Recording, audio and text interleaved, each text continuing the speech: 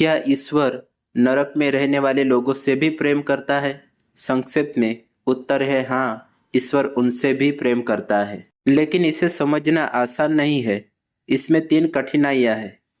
पहली कठिनाई, आज की आधुनिक दुनिया, खासकर पश्चिमी संस्कृति में लोग नरक को अक्सर मजाक या हल्के में ले लेते हैं। फिल्मों, कार्टून या चित्रों में नरक को ऐसे दिखाया जाता है जैसे कोई गुफाओं का अंधेरा स्थान हो, जहां एक लाल रंग का सींगों वाला शैतान फावड़ा लेकर खड़ा हो और लोगों को डराता हो।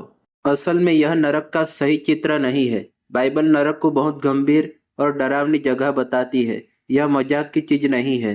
दूसरा, आजकल लोग प्रेम को बहुत हल्का बना देते हैं। वे सोचते हैं कि प्रेम सिर्फ एक भावना है जो मन चाहे समय पर बदल सकती है, जैसे कोई चीज हमें थोड़ी देर के लिए अच्छी लगे और फिर न लगे। बहुत से लोग ईश्वर की गलत तस्वीर बना लेते हैं। वे सोचते हैं कि ईश्वर कोई बूढ़ा आदमी है जो बादलों पर बैठा है और जिसके पास बहुत शक्तियां हैं। लेकिन सच में ईश्वर ऐसा नहीं है। जब तक हम इस गलत सोच के खुद को आज़ाद नहीं करेंगे, तब तक हम यह नहीं समझ पाएंगे कि ईश्वर नरक में भी लोगों से प्रेम कैसे कर सकता है। पहली बात यह है कि ईश्वर मनुष्य जैसा नहीं है। बहुत लोग सोचते हैं कि ईश्वर कोई शक्तिशाली इंसान जैसा है जो बस बादलों में बैठा है। लेकिन असल में ईश्वर सीमित प्राणी नहीं है, वह खुद ही अस्तित्व है। जैसा निर्गमन 3:14, प्रेरितों के काम 17:24 से 29 में लिखा है। ईश्वर ब्रह्मांड से परे है और अनंत है। दूसरी बात यह है कि ईश्वर का स्वभाव पूर्ण है। अगर ईश्वर सीमित होता तो वह सर्वज्ञ, पवित्र और न्यायी नहीं हो सकता था। लेकिन क्योंकि ईश्वर अनंत है, उसका स्वभाव सदैव परिपूर्ण और अपरिवर्तनीय है। तीसरी बात, ईश्वर प्रेम है, जैसे यूहन्ना 4:8 में लिखा है। इसका अर्थ यह नहीं है कि ईश्वर भी हमारी तरह मूड बदलता है या अच्छे बुरे दिन जीता है, बल्कि इसका मतलब यह है कि ईश्वर का असली स्वभाव ही प्रेम है। ईश्वर लोगों से प्रेम करता है क्योंकि वह स्वयं प्रेम है, न कि इसलिए कि लोग उसके लिए कुछ करते हैं। चौथी बात, सच्चा प्रेम क्या है? प्रेम केवल भावना या जुनून नहीं है। प्रेम का अर्थ है किसी का भला चाहना और उसके लिए सही कार्य करना। ईश्वर का यह प्रेम सबसे स्पष्ट रूप से क्रूस पर दिखा, जब यीशु ने हमें अनंत जीवन देने के लिए अपना जीवन बलिदान किया, जैसा यूहन्ना 3:16 में लिखा है। आज की फिल्मों, गानों या मजाक में नरक को हल्के में ले लिया जाता है। लोग गुस्से में कहते हैं, जा नरक में जा, या मान लेते हैं कि नरक में कोई पार्टी होगी जहां लोग मौज करेंगे। बाइबल सिखाती है कि नरक मजाक की चीज नहीं है। यह एक भयानक और दर्दनाक वास्तविकता है।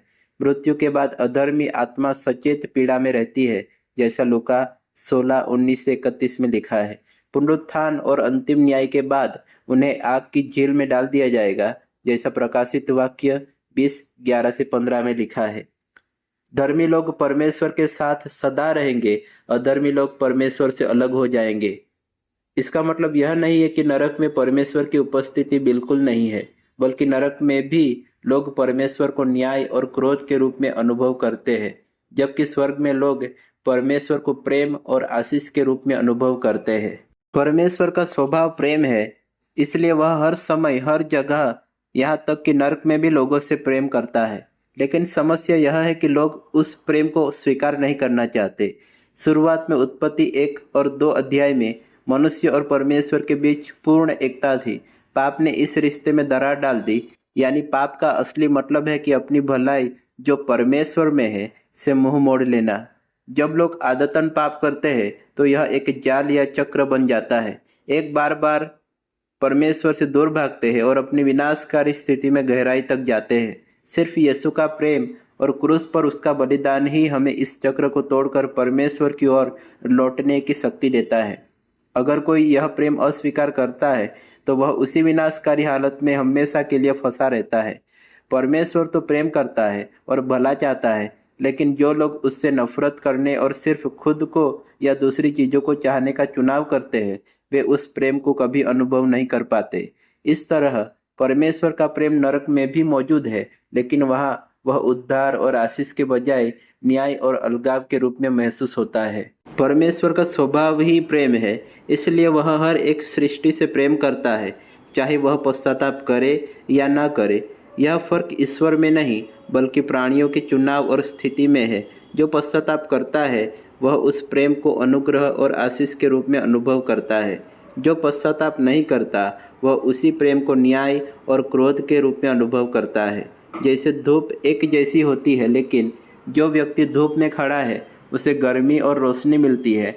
जो व्यक्ति छाया में है उसे उतनी धूप का अनुभव नहीं होता। सूर्य नहीं बदलता बल्कि व्यक्ति की स्थिति बदलती है। ठीक वैसे ही परमेश्वर का प्रेम नहीं बदलता, लेकिन लोगों का अनुभव बदल जाता है। स्वर्ग में लोग परमेश्वर के प्रेम और अनुग्रह की पूर्णता का अनुभव करते हैं। नरक में लोग उसी परमेश्वर को क्रोध और न्याय के रूप में अनुभव करते हैं। आमीन।